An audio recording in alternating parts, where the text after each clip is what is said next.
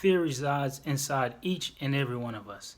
In fact, fear has a funny way of making the most sane people do the most insane things. I've had the privilege of sponsoring a group of men and women trying to better themselves through the art and power of public speaking. The only thing is, these men and women, well, they are currently incarcerated. They are serving hard time for their misdeeds. They fight now, not for themselves, but for others. Like myself, they are people helpers, and they are eager to change the world through service. I had a very interesting conversation with one of them a few years back. He was due to be released in a year, but he expressed a deep fear he had. He feared the outside world. He said, "Mr. Forges, I've been locked up for 25 years. I've been told what to eat and when to eat it. I've been told what to wear and how to wear it.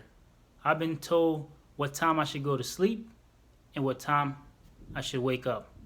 Mr. Forges, I am institutionalized. I am fearful that I will not make it in the free world. Many inmates will purposely commit crimes in prison so to extend their time of incarceration. Fear makes people do insane things. Like during World War II, a young Japanese soldier in Guam heard that the Americans had invaded the island, and in fear for his life, the young soldier fled into a cave for safety. He was terrified because he thought, if captured, the Americans would make him their prisoner. So the young soldier remained in the cave the whole evening, standing guard near the entrance, hoping the U.S. soldiers would not capture him and make him their prisoner. A week went by, and the Japanese soldier still remained in the cave in fear for his life. He only went outside the cave to look for food, but never veered too far from the cave. The only food he would find were rats, cockroaches, and occasionally mangoes. 1 month later, the soldier remained in the cave in fear. 1 year passed. He still remained in the cave. 5 years, 10 years, 15, 20, 25 years had passed, and still he remained in the cave, fearful that the Americans would capture him and make him their prisoner. Finally, after 28 years, local villagers spotted him and convinced him to come out, that the war was over. When he came out of the cave, the soldier was no longer a young soldier, but rather a 57-year-old one. While walking through the jungle and realizing what he allowed his fear to do to him, the soldier screamed at the top of his lungs, "Kill me! Kill me now!"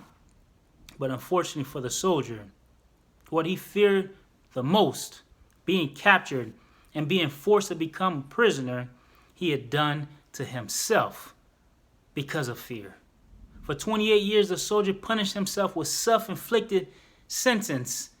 The soldier missed out on so much: birthdays, graduations, relationships, marriage, children. What are your fears? What insane things has this fear made you do? Your fear. Like the soldier, have you fled? Have you punished yourself?